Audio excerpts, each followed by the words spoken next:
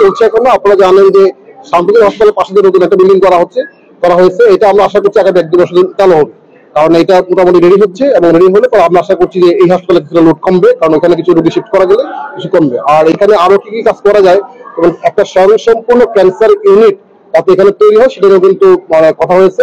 আমরা আশা করছি যে সিলেট জেলায় একটা ক্যান্সার হাসপাতাল, মানে স্বয়ংসম্পূর্ণ ক্যান্সার হাসপাতাল তৈরি হবে খুব স্বল্পতম সময়ে, যাতে করে এখানে যারা আসলে ক্যান্সার আক্রান্ত তাদের ঢাকা এবং বিদেশে দিতে না হয়। ধন্যবাদ।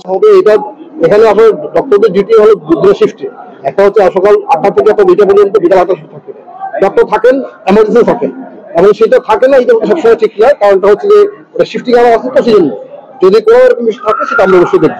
সেখানে অনেকগুলো সমস্যা আছে। কিছু সমস্যা হচ্ছে আমাদের নিজেদের তৈরি করা, কারণ এখানে কিছু রোগী অতিরিক্ত লোক আছে, কিছু দালাল আছে, যারা এখানে মূলত ব্যবসা করা আছে। তো এমনিতে তো মানে রোগী ম্যানেজ করতে আমার যারা কর্তৃপক্ষ আছেন, চিকিৎসক নার্স, তারা হচ্ছে একদম মানে খুবই প্রাইভেট অবস্থা। তার মধ্যে যখন আমরা সমস্যা তৈরি করি যে অ্যাম্বুলেন্স নিয়ে এসে ভাড়া নিয়ে নানাবিধ সমস্যা, তাহলে ওরা কয়টা ম্যানেজ করবে? তো আমরা প্রত্যেকটা জিনিসই আইডেন্টিফাই করার চেষ্টা করছি এবং প্রত্যেকটা কি সলিউশন নেওয়া যায়, দেওয়া যাবে, করা যায়, সেটা জন্য কাজ করছি। একটু আশা করছি সময় ধৈর্য ধারণ করেন, আশা করছি আস্তে আস্তে সব বিষয় ঠিক হবে। আমরা ওখানে তো সেটা চেষ্টা করছি রোগীদের সেবাটা হওয়ার পরে বাকি ম্যানেজমেন্ট যেগুলি আছে আমরা আশা করছি এটা কোর্স অফ টাইম এটা ঠিক হয়ে যাবেন। না, এটা কয়েকটা বিষয়। একটা হলো যেমন আমি গত পরশুদিন আমি বিয়ানী হাসপাতালে গিয়েছিলাম, তো ওইখানে গিয়ে দেখলাম যে আমার 5 জন চিকিৎসক আছে, উনি ছুটি ছাড়া বিনা অনুমতি চলে গিয়েছেন। তো এই যে সরকার কিন্তু তাদের নিয়োগ দিয়েছে, নিয়োগ দিয়ে চলে গেছেন।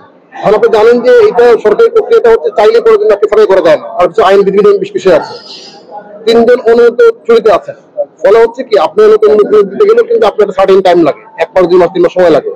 আমরা আশা করছি নতুন করে আরো কিছু চিকিৎসক সরকার মানে নিয়োগ দিচ্ছেন, দেওয়ার পরে হয়তো আমরা আশা করছি আমি এই অক্টোবর নভেম্বরের মধ্যে আমাদের এই চিকিৎসক সংখ্যাটা কেটে যাবেন।